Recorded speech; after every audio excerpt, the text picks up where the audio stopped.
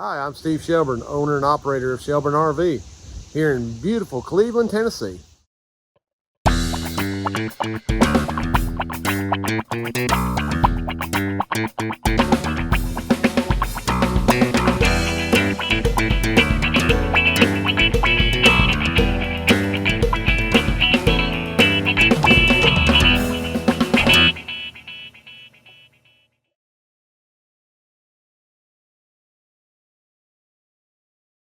Good morning. We're back here on a nice, beautiful, bright Monday morning here in beautiful Cleveland, Tennessee. So the last couple weeks, as far as like the RV side goes, has been a little bit on the slow side. I think they took in 2 last week, so definitely, I mean, we still got tons of work at the shop, but definitely a little bit on the slow as far as intake goes. So we'll see. It's been kind of, this whole year's been kind of interesting, so I guess we'll see. So anyways, I got a basement air this morning that Lewis and I worked on. That's a rework. I know that's not something you hear from me very often, but the guy left, and literally by the time he got to Atlanta, he was calling me. So there's got to be something. I mean, we pressurized stuff, but I don't know, something happened. So we got to look at that. And I have another one in here today that's SCS that's got a bad compressor. So we're going to be working on that this morning. So anyways, we're going to get rolling this morning. Welcome back. All right, so that's a Winnebago journey that Mr. Lewis and I worked on about a month ago. And there was a problem with one of our braze joints, which very seldom ever happens, but it was a problem that we did. So we went ahead and took care of that for that gentleman, and he is gone. Done. All right, next one here in the shop is that Holiday Rambler, and it's got an old SCS basement air in it. And so we've got it out and on the test bench right here, and have determined that, and he has had somebody else work on this because it already had taps and all in it, but this compressor is bad.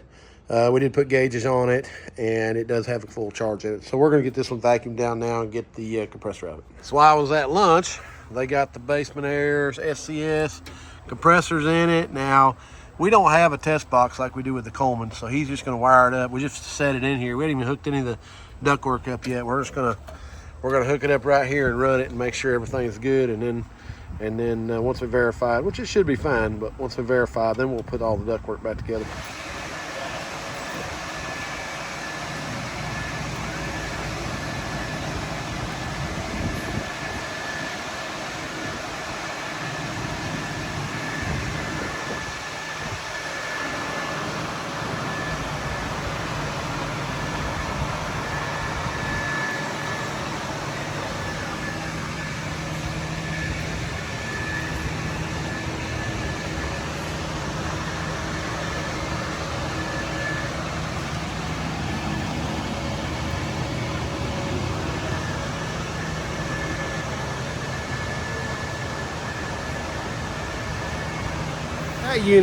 That unit had the original Schwintek in it from when they bought it, and Lippert has gone to a totally different style Schwintek in that unit because they had some issues. So it's good now, plenty quiet. They're ready to go. All right, you saw where the boys had that Schwintek all finished up and done. This was what the problem was with this. See how the shoes all broke off the end of there?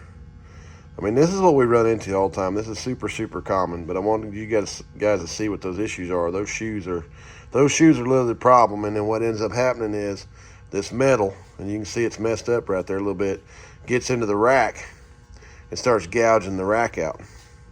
And so this is what the initial problem was with that, why it wasn't working correctly.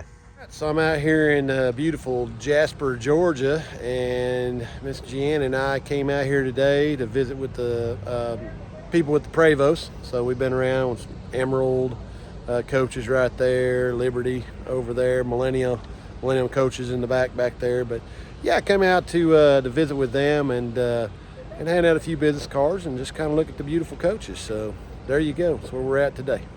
All right, so Miss Jeanne and I are back here in beautiful Cleveland, Tennessee. We had a good day over there in Ellijay, Georgia, at the Prevost gathering.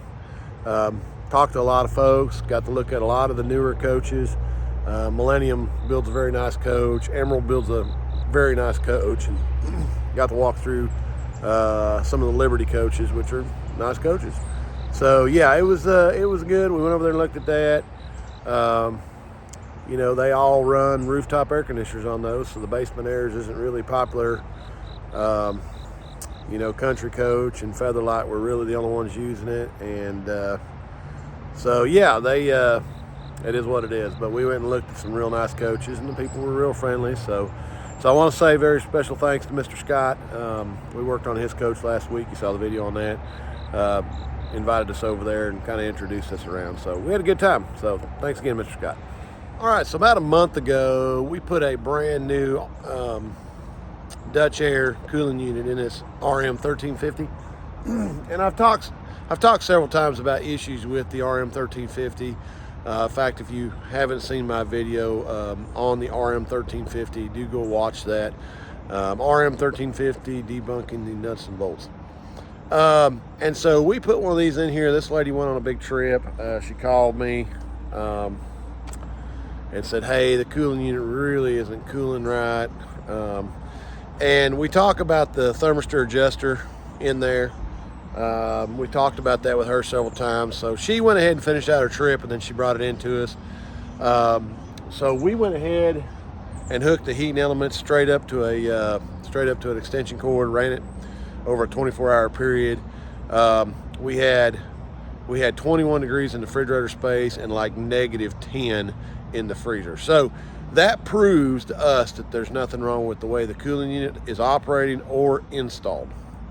So the boys went and did some more testing, and come to find out that control board had an intermittent problem. Now, keep in mind, that control board is the reason why this all disappeared.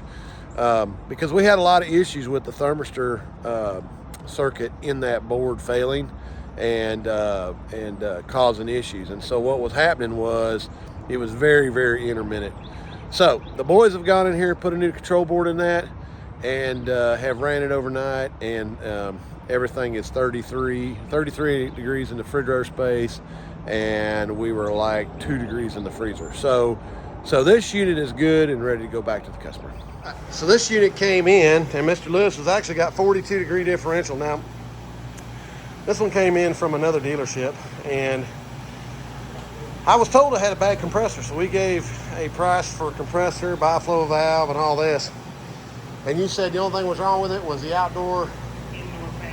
indoor fan capacitor was the only thing wrong with this unit.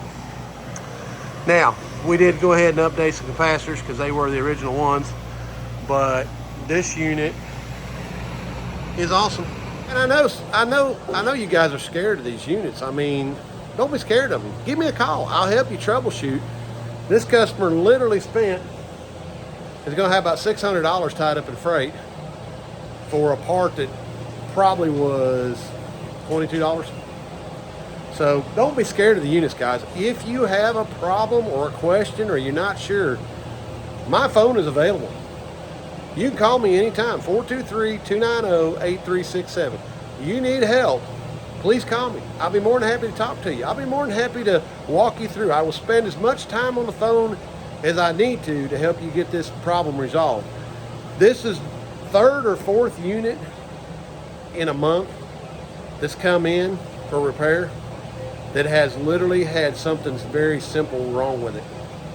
And again, I don't mind taking your money, but you know, we can save the customer a lot of money by helping them and showing them and getting this done. I mean, you don't have to send it to me. We can literally call me. I will walk you through. We can figure this out over the phone. A lot of the stuff can be handled over the phone.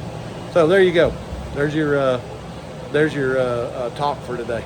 Well, all right there. It's late in the day. The boys have pretty much finished up here. I didn't get much content today because I've had some other issues I've been dealing with, but yeah. So you know, I talk in the videos about how much slower it is, and it has slowed down quite a bit. You know, typically this time of year we're 5-6 weeks behind. Right now we're only about 3.